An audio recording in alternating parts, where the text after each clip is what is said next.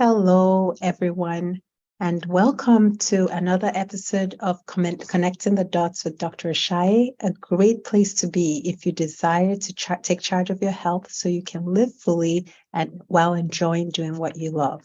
I'm your host, Lola Ashaye. I'm a double board certified family medicine and lifestyle medicine doctor and owner of InTouch Primary Care, a membership clinic in Sugar Land, Texas. And I am so excited that you're here.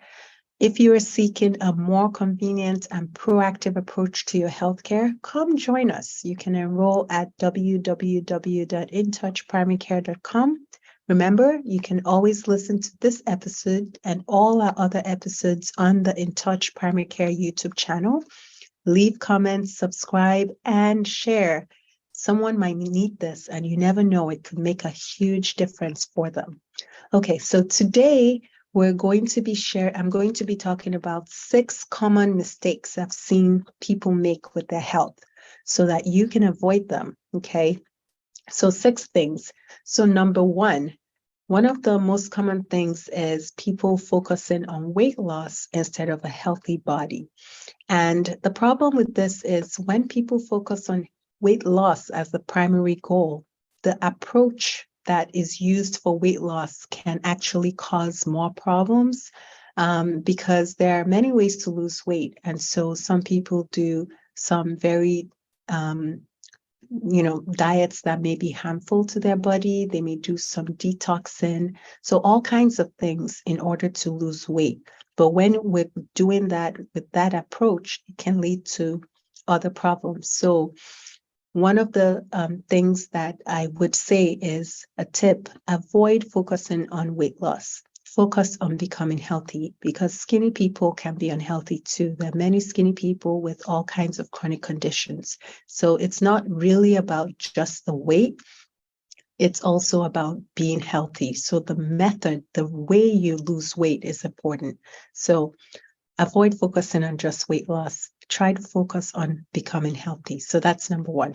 Number two, another big one, not being intentional about sleeping.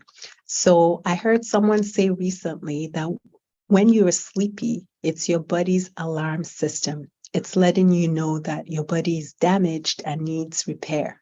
And so I thought that was a great way to explain, sleepiness, because a lot of times, a lot of us will prioritize many other things over sleep because we feel like, oh, sleep is a choice. We don't have to sleep. If we have other things to do, we can always sleep later. And that is not true. Your body sleeps to heal itself. So by not prioritizing sleep, you're actually allowing your body to remain damaged. Sleep is not just for rest, it's the way the body repairs itself. So making sleep a priority is very, very important. So another tip there is try to get about 7 to 8 hours of quality sleep every night. Don't put sleep on the back burner. Don't treat sleep as something that is not important. The next thing that I want to address that I've seen a lot of people do with their health is choosing an unsustainable exercise regimen. So many times when we hear that it's important to be physically active, we may get motivated, we go get that gym membership, or we decide to start running for an hour every day, or we choose a really big goal that we're not able to sustain. And that's because we're going from zero to trying to go from 0 to 100. We can't just go from doing nothing to doing something so hard. It takes time to get to the point where you can consistently exercise for an hour or more, for a long period of time. So the approach should be, what can I see myself doing for the next 2 to 3 years? So when you start, don't start off with, what can I see myself doing for this month? Try to think about it as a long-term goal, and then you start slow. So don't try to do too much too quickly, because that's just oftentimes very few people are able to sustain that long-term. So a tip will be, start out slow, even if it's like 5 or 10 minutes, but be consistent. It's much better to do 5 or 10 minutes every day than to do an hour once a month. So just try to be consistent, do it slow, And then over time, you can always increase how much time you spend with physical activity. Also choose something you enjoy that really helps, something that you can certainly see yourself doing for a long time, at least 3 years, maybe even longer, lifelong. Okay, so try to pick something that is realistic for you. Okay, the next tip, number 4, is a very common one now. This is more common than it has been since the COVID pandemic, and that's sitting for prolonged periods. So in the past, people used to have desk jobs too, but at least they had to get up, take a shower, go in their car, maybe take the bus, maybe walk from the parking lot up the stairs or even elevator. They were moving, even if they were going to be sitting. But now it's even worse. Sometimes people are only getting up from their bed to a chair, or some people are not even getting off the bed. They're just working on their bed all day long. Well, the problem with that is just sitting is an independent risk factor for many serious chronic conditions, and also for even death. So this is aside from being physically active. Just being physically active, yes, that helps, but getting up and moving around also helps. So avoiding prolonged sitting makes a big difference in your health as well. So it's important to get up frequently. Don't just sit down all day, regardless of what kind of work you do. Try to get up at least every hour. Avoid sitting for a prolonged period of time. So that's number 4. Number 5, not being intentional about choosing your doctor. So I know, unfortunately, the current healthcare system in the United States is very insurance company driven. So the insurance company drives who your doctor is, whether or not you get certain tests, and so many other things, which is unfortunate because when you think about it, your insurance company has no idea who you really are. They have your name and your date of birth, but that's about it, right? So these are the people making your health care decisions. So what does that mean? A lot of people end up choosing their doctor based on what insurance that doctor accepts, which may not be the best idea, because choosing your doctor, several studies have shown that your doctor's health behaviors actually affect what kind of medical advice that they would give you. So that's number 1. And then number 2, people that have primary care doctors that they trust have better health outcomes. So your doctor actually matters in determining how you're going to do health-wise. So choosing your doctor should be something intentional, not a decision that you just make haphazardly or that you just allow to be made for you. So another tip will be intentional about choosing your doctor. Don't take it lightly. Find a doctor that you can actually relate with, that you agree with their philosophy, that you can trust, and choose them and stick with them.